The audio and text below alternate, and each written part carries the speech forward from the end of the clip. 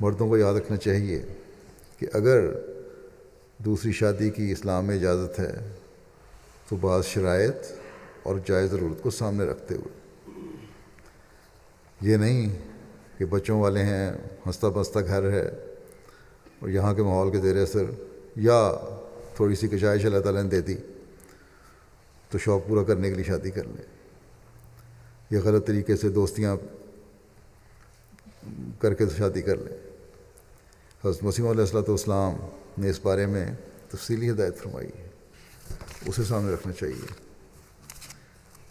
آپ نے فرمایا کہ خدا کے قانون کو اس کے منشا کے برخلاف ہرگز نہ برتنا چاہیے، اور نہ اس سے ایسا فائدہ اٹھانا چاہیے جس سے وہ صرف نفسانی جذبات کی ایک سپر بن جائے، اپنے نفسانی جذبات کو پورا کرنے کے لیے اس کو تم ڈھال بنا لو اللہ تعالیٰ کے قانون کو۔ یہ نہیں ہونا چاہیے۔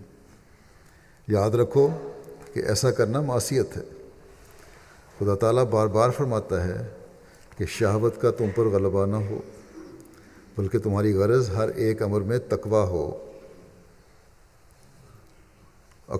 فرمایا کہ اکثر شریعت کو سپر بنا کر شہوات کی اتباع کے لیے بیویاں کی جائیں گی تو سوائے اس کے اور کیا نتیجہ ہوگا کہ دوسری قومیں اعتراض کریں کہ مسلمانوں کو بیویاں کرنے کے سوا اور کوئی کام ہی نہیں ہے۔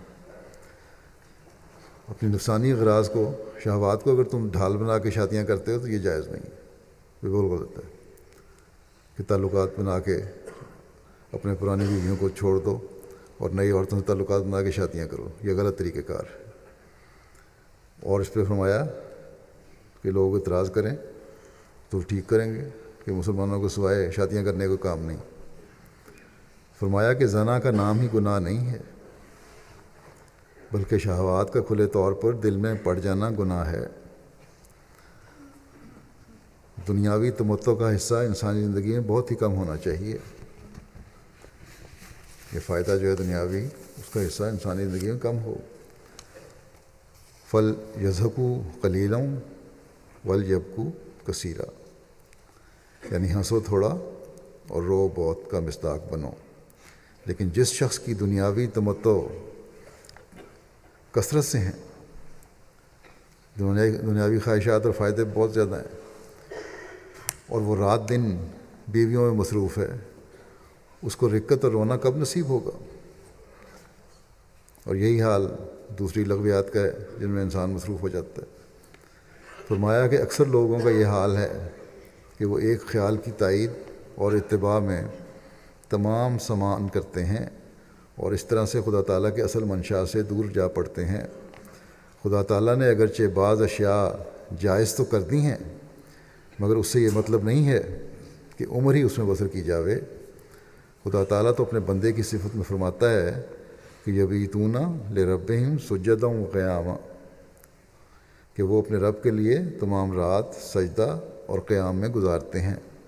اب دیکھو، رات دن بیویوں میں غرق رہنے والا خدا کے منشا کے موافق رات کیسے عبادت میں کاٹ سکتا ہے؟ وہ بیویاں کیا کرتا ہے؟ گویا خدا کے لیے شریک پیدا کرتا ہے۔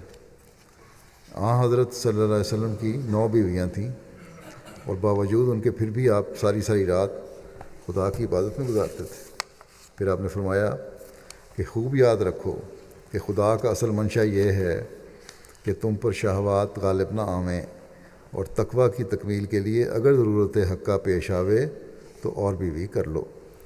دوسری شادی کرنا بھی تقویٰ کی وجہ سے، بس جائز، یہ شادی جائز ہے، اور یہ جائزہ لینے کی ضرورت ہے ان سب کو جو دوسری شادیاں کرنے کی خواہش رکھتے ہیں کہ شادی تقویٰ کی بنیاد پر ہے یا نفسانی جذبات کی وجہ سے۔ پھر آپ نے فرمایا بس جاننا چاہیے کہ جو شخص شہوات کی اتباع سے زیادہ بیویاں کرتا ہے وہ مغز اسلام سے دور رہتا ہے۔ ہر ایک دن جو چڑھتا ہے اور رات جو آتی ہے، اگر وہ تلخی سے زندگی بسر نہیں کرتا اور روتا کم یا بالکل ہی نہیں روتا اور ہنستا زیادہ ہے تو یاد رہے کہ وہ ہلاکت کا نشانہ ہے۔ پھر آپ نے عورتوں کو بھی نصیحت فرمائی کہ اگر مرد جائز ضرورت سے شادی کرنا چاہے تو پھر شور نہیں مچانا چاہیے، لیکن آپ نے یہ بھی فرمایا کہ یہ تمہیں حق ہے کہ دعا کرو کہ اللہ تعالیٰ یہ مشکل تمہارے پر نہ لائے۔ جیسا کہ مردوں کو فرمایا ہے کہ شادی صرف شوق پورا کرنے کے لیے نہیں ہونی چاہیے۔ آپ فرماتے ہیں کہ ہمارے اس زمانے میں بعض خاص بدعات میں عورتیں بھی مبتلا ہیں۔ وہ تعدد نکاح کے مسئلے کو نہایت بری نظر سے دیکھتی ہیں، گویا اس پر ایمان نہیں رکھتی۔ ان کو معلوم نہیں کہ خدا کی شریعت ہر ایک قسم کا علاج اپنے اندر رکھتی ہے۔ پس اگر اسلام میں تعدد نکاح کا مسئلہ نہ ہوتا تو ایسی صورتیں جو مردوں کے لیے نکاح ثانی کے لیے پیش آ جاتی ہیں، اس شریعت میں ان کا کوئی علاج نہ ہوتا۔ مثلا اگر عورت دیوانہ ہو جائے یا مجذوم ہو جائے یا ہمیشہ کے لیے کسی ایسی بیماری میں گرفتار ہو جائے جو بیکار کر دیتی ہے، یا اور کوئی ایسی صورت پیش آ جائے کہ عورت قابل رحم ہو مگر بیکار ہو جاوے اور مرد بھی قابل رحم کہ وہ تجرد پر صبر نہ کر سکے، تو ایسی صورت میں مرد کے قوا پر یہ ظلم ہے کہ اس کو نکاح ثانی کی اجازت نہ دی جاوے۔ در حقیقت خدا کی شریعت نے انہی امور پر نظر کر کے مردوں کے لیے راہ کھلی رکھی ہے، اور مجبوریوں کے وقت عورتوں کے لیے بھی راہ کھلی ہے کہ اگر مرد بیکار ہو جاوے تو حاکم کے ذریعے سے خلا کرا لیں، جو طلاق کے قائم مقام ہے۔ خدا کی شریعت دوا فروش کی دکان کی مانند ہے۔ پس اگر دکان ایسی نہیں ہے جس میں سے ہر ایک بیماری کی دوا مل سکتی ہے تو وہ دکان چل نہیں سکتی۔ پس غور کرو کہ کیا یہ سچ نہیں کہ بعض مشکلات مردوں کے لیے ایسی پیش آ جاتی ہیں جن سے وہ نکاح ثانی کے لیے مضطر ہوتے ہیں۔ وہ شریعت کس کام کی جس میں کل مشکلات کا علاج نہ ہو؟ دیکھو، انجیل میں طلاق کے مسئلے کی بابت صرف زنا کی شرط تھی، اور دوسرے صدہا طریق کے اسباب جو مرد اور عورت میں جانی دشمنی پیدا کر دیتے ہیں ان کا کچھ ذکر نہ تھا۔ فرمایا عورتوں کو نصیحت کرتے ہوئے کہ اے عورتوں، فکر نہ کرو، جو تمہیں کتاب ملی ہے وہ انجیل کی طرح انسانی تصرف کی محتاج نہیں ہے، اور اس کتاب میں جیسے مردوں کے حقوق محفوظ ہیں، عورتوں کے حقوق بھی محفوظ ہیں۔ اگر عورت مرد کے تعدد ازدواج پر ناراض ہے تو وہ بدریہ حاکم خلا کرا سکتی ہے۔ خدا کا یہ فرض تھا کہ مختلف صورتیں جو مسلمانوں میں پیش آنے والی تھیں اپنی شریعت میں ان کا ذکر کر دیتا تا شریعت ناقص نہ رہتی۔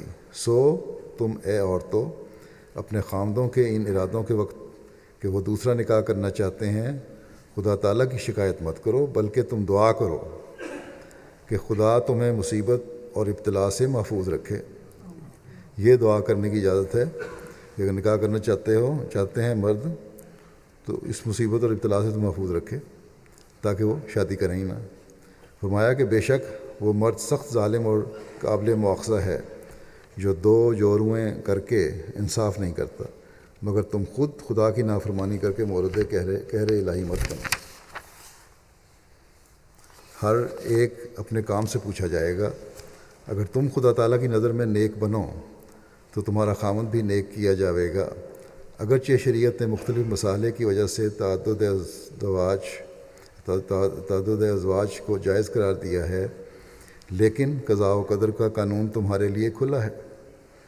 اگر شریعت کا قانون تمہارے لیے قابل برداشت نہیں تو بدریہ دعا قضاء و قدر کے قانون سے فائدہ اٹھاؤ، کیونکہ قضاء و قدر کا قانون شریعت کے قانون پر بھی غالب آ جاتا ہے۔ تقوی اختیار کرو، دنیا سے اور اس کی زینت سے بہت دل مت لگاؤ۔ اور قضاء و قدر کا قانون کیا ہے کہ دعا کرو، اللہ تعالیٰ اس مرد کے دل میں سے دوسری شادی کا خیال نکال دے۔ گو اس کو اجازت تو ہے، لیکن فرمایا کہ اگر تم دعا کرو اور ایسی دعا کرو جو دل سے نکلی ہو تو ہو سکتا ہے وہ دعا تمہاری قبول ہو جائے اور وہ تم مشکل اور مصیبت میں نہ پڑو اور شادی کا موقع ہی پیدا نہ ہو۔